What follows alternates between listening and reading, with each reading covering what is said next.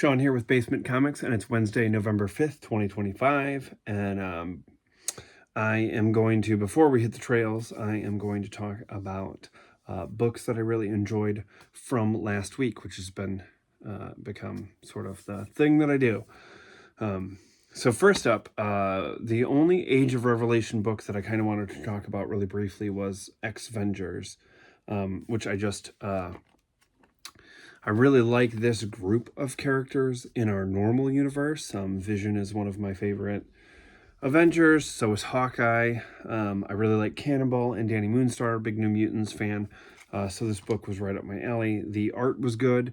Them becoming kind of Avengers or already established as Avengers was interesting in the story, and out of the Age of Revelation titles so far, other than maybe Amazing X-Men, this was the one that left the best impression on me so far. The rest from last week didn't really do much for me, and I know that in the last Wednesday episode I talked about how this week I might pick up on Deadpool #1 and Cloak or Dagger #1 because it's a lighter week for me, but I've decided against that because even the books that, like, when this was initially announced, even the books that I was excited enough to pre-order have kind of been a bit of a letdown. So I'm not going to really expect too much from books that I normally wouldn't care about. So I'm just leaving them on the shelf. Then, again, my surprise hit of this was not a book that I ordered, but I added it to my pull list, Black Cat. I don't think I've ever read anything by G. Willow Wilson before. I know she's, I guess, maybe most known for Miss Marvel, which I did not read. I enjoy that character in, I liked her Disney Plus show, and I am like the one person on the planet that loved the Marvels. I did. I mean, I got called so when that movie came out, people were hating on it over opening weekend, which is, the internet. And I had mentioned that I enjoyed it, and immediately got hit with oh, you're just a Marvel shill, and oh, you like anything. And it's no, man, I really I think at the time that came out, we hadn't had exactly, Ashley and I hadn't exactly had a ton of time to go out, because Hank was pretty fresh at that point. And it was nice to just get out of the house and go to the movies, and we had dinner afterwards, and it was an enjoyable movie. And I'll tell you what, I love the fact that it was an hour and 40 minutes. There had been so many movies that had just been here's a 3-hour movie, here's a 3.5-hour movie. Which, don't get me wrong, I can sit and watch Infinity War and Endgame back to back, no problem. But occasionally, I just want to go to the movies and see a 90-minute fun movie. And I thought that movie was a blast. And I said so, and the internet was like, fuck you, man. And, that's the internet. I thought that was funny. And a lot of people called into cred my well, you don't know, because, you're not a comic fan. Just assuming that I was just, a movie fan. And it's man, I could kill your whole family with the amount of long boxes I have. Anyways, well, I don't have any long boxes because they're all in bookshelves. But there's an enormous amount of comic books here, and a vast Marvel knowledge pumping through my brain. So don't come at me with that. You're only a movie fan. Anyways, Black Cat. It's super fun. It's more fun than I ever expected it to be. Did I think that I would be adding a Black Cat book to my pull list and be looking forward to it on Wednesdays? I did not. But I do. And so that's about the best that I can say. It's just a fun, Felicia's trying to go straight, and the underworld keeps on pulling her back in. And it seems like a blast to me. So 3 issues in, and not a dud so far. But my favorite book of last week was Battleworld #2. And I am a sucker for alternate reality, alternate timelines, that type of stuff. I just love it. It's the unpredictability of it. It's You know, most comics, you know, I remember when Krakoa came out and everybody was like, this is the status quo for the X-Men books forever. And I was like, sure about that?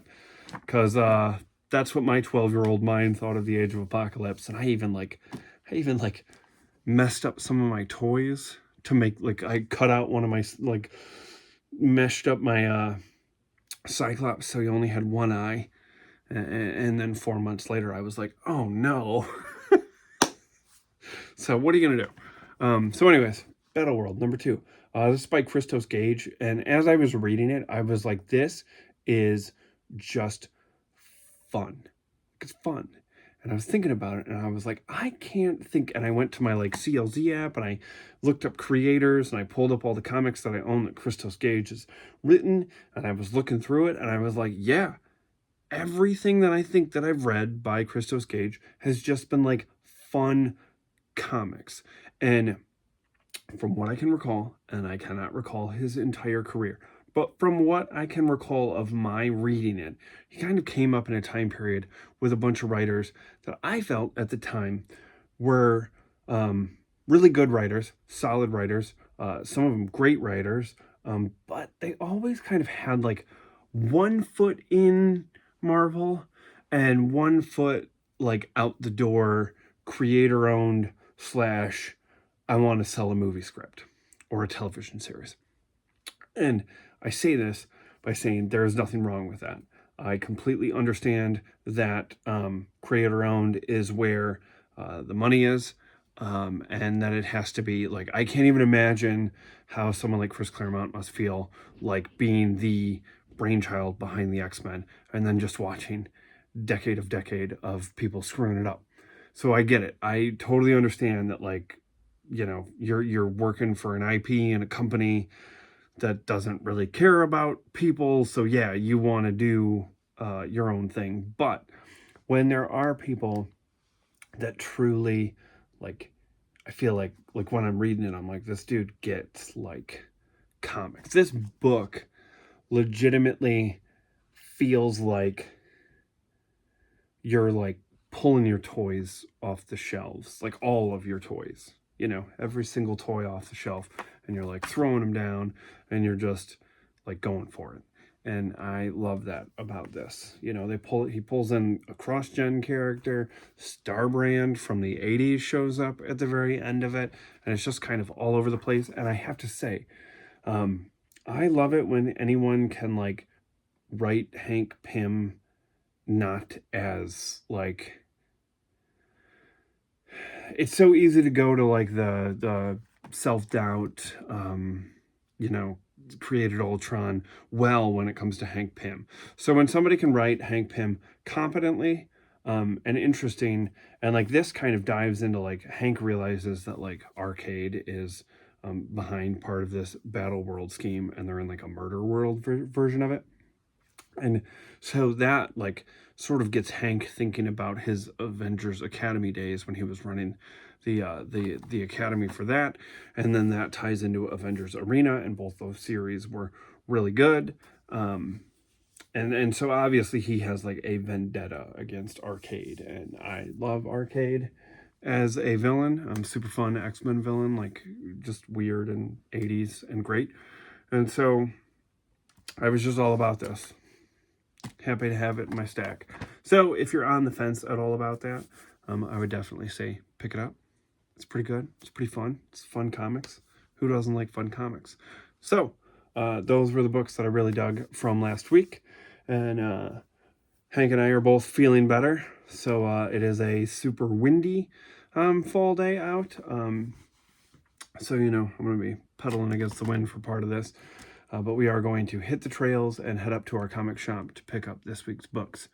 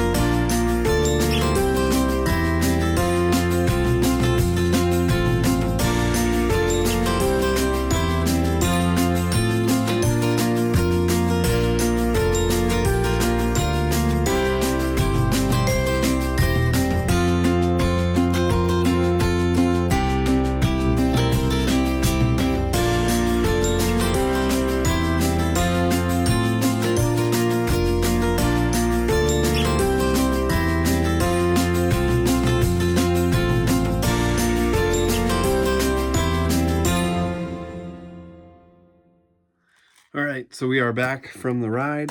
It was a good one. It was super dark and dreary. We were running basically ahead of kind of a band of rain, and luckily missed that. And then the skies parted and it was sunny. So pretty good way to end it.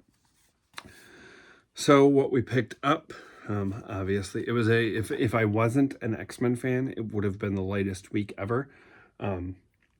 But I am an X-Men fan, and so still a very light week, but there are 4 Age of Revelation titles that came out. Laura Kinney's Sabretooth.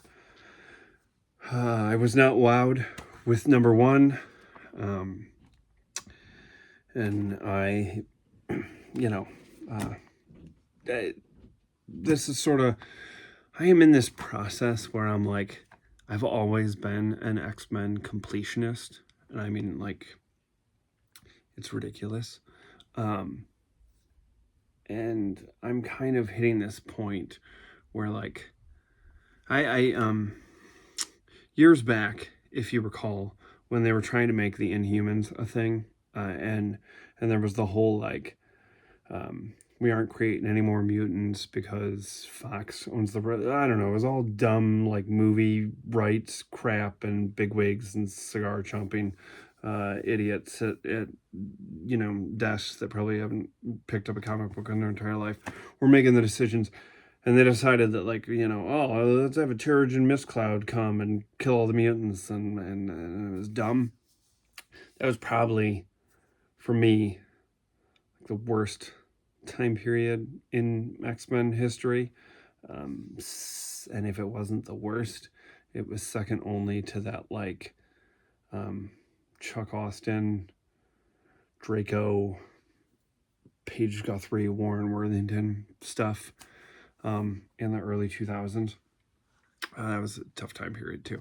But that time period, like, it was, I, like, gave up on, I was so mad that they were, like, sort of relegating the X-Men to this, like, weird corner where they weren't really doing anything. They were just kind of in limbo. And so I, like, quit the rest of like, I stopped buying Avengers for a while, stopped buying, Fantastic Four was gone, again, because of movie rights. And so I just sort of got fed up and was just like, all right. And I still bought the X-Men because I was a completionist. And there were a couple books in there that I liked.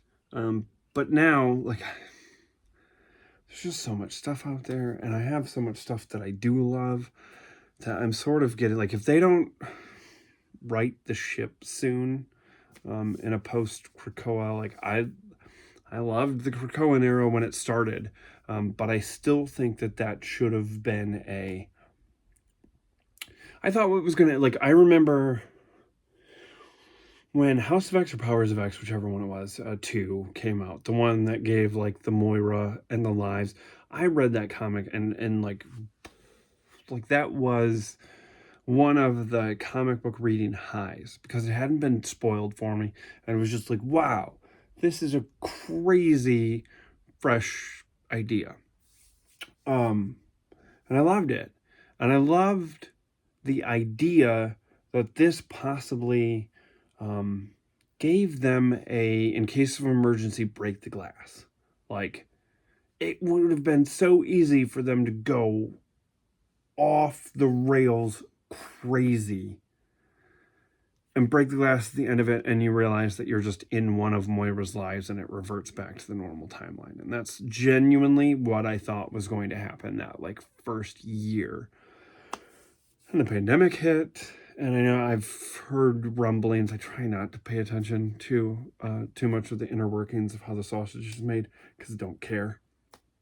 And I think if you get, like, too into that, it's real easy to get, like, negative and lose kind of the joy of just, like, comics, But I heard that, like, editorial kind of, like, stretched it out. We lost Hickman, and so that idea had a ton of, like, fresh, fun, new ideas that worked, but were never going to work for the long term. Like, we'd already done The Island with Utopia, and I still think it's silly, in the kind of the hook of the X-Men and what it's about. at its like core, for them to be isolationists. That's like the complete opposite of what the book started out as. And so it just sort of feels weird. And I didn't necessarily like the resurrection protocols because, you know, I know that Nightcrawler handled some of the religious aspect of it, but it never sat well with me, where it's just like, these are the characters that we grew up with and loved, and they're just getting killed willy-nilly. And so I like the idea of, you know, the possibility of just being like, plink, this isn't actually our timeline. It was one of Moira's lives, and now we're back in the timeline where Moira's just human, and wasn't that a fun year, 2 year thing? And I kind of hoped that it would be that. And I know there's a lot of people that like got into comics during the Krakoan era and kind of wanted to be that forever. But I knew it was never going to last. But I think it's incredibly difficult to dig yourself out of that hole, making it an actual part of like the Marvel. And I remember the first couple months of it, like there was no mention of Krakoa or any of that stuff in like other titles like Avengers or whatever. And then when it did, like when they did the whole Fantastic Four crossover, I was like, oh crap, they're probably not gonna do the put a pin in it by saying it was one of the 10 lives. Anyways, that's very long-winded for me to say. That is a very hard hole for them to dig themselves out of. And the From the Ashes era barely got going. Like, that thing was like you ever been stuck by a train at the beginning of the train station where it's like just starting to go? That's where the From the Ashes era was. And then they're like, hey, you know what we should do? Let's have this Cypher as Apocalypse thing happen where we're gonna throw a curveball and all the titles are gonna be in this future. It's rough. It's rough. And this isn't great. This isn't great, and I think they know it. And I don't know what they should do to get out of it, but I am a like ride or die X-Men fan. So if I'm not enjoying this, I can't imagine that there are many people out there that are. Because I'm a dude that has defended the X-Men at time periods where they were indefensible. And this just feels rudderless and somewhat joyless. Like the nicest thing about that beginning era of Krakoa was that it was nice to see them winning. Like I'd spent so long just getting dirt kicked in my face as an X-Men character because their movie rights were tied up by another company that it just sort of bummed me out. And so now here we are, and I don't think making lovable Doug Ramsey Apocalypse is really the way you're gonna get people back to the X-Men. So, Binary. I pre-ordered that. Didn't really love issue number 1.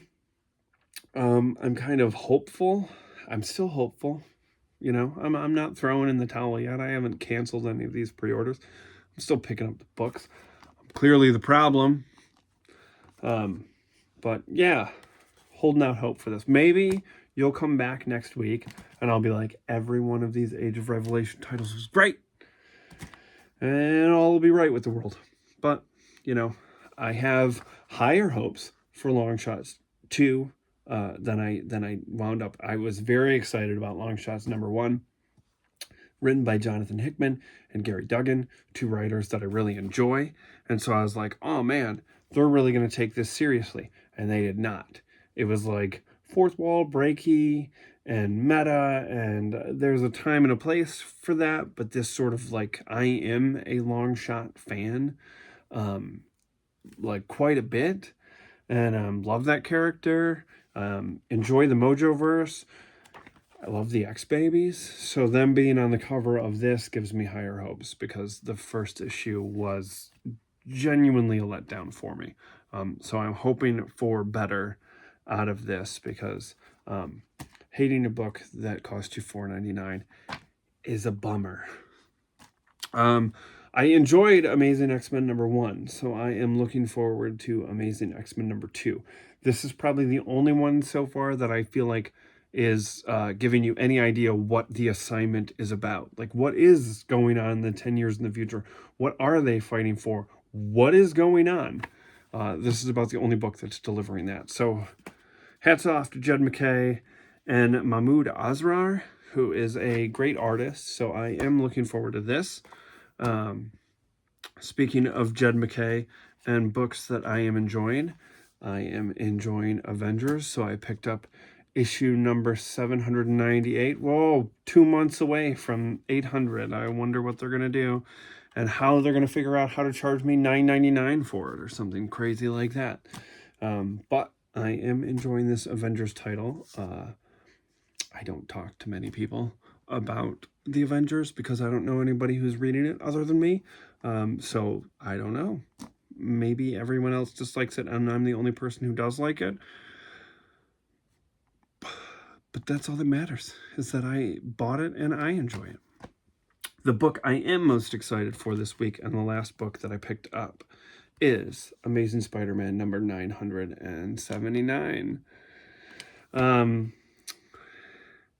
This one, okay, is the series is obviously right now being written by Joe Kelly, but I was thinking that this was going to be a Pepe Larraz drawn one because I think he did the cover, but it looks like he did not, and I don't really want to flip through it and figure out who the artist. The last name is Lazo. I do not recognize that, but a quick flip through without giving anything away to myself looks good. It's probably not Pepe Larraz, but I've really enjoyed this, like fish out of water, Peter's in space, dealing with that while Ben is back home posing as Peter and Norman is running around in red and blue tights trying to make amends. That's been fun. It's been a good follow-up to the run that came before it, which I can't even remember who. Zeb Wells. I didn't hate it as much as the rest of the internet, but I was very happy when Joe Kelly was announced to be the writer of the book. I've enjoyed the flashbacks to a time period in Peter's life that we normally don't see when he's kind of a middle schooler. And I've been digging that, and I've been digging him off-world because of the whole Hellgate thing. And that's been a lot of fun. So these are the books that I picked up for this week. And I am looking forward to reading them, even the books that I'm not as thrilled as.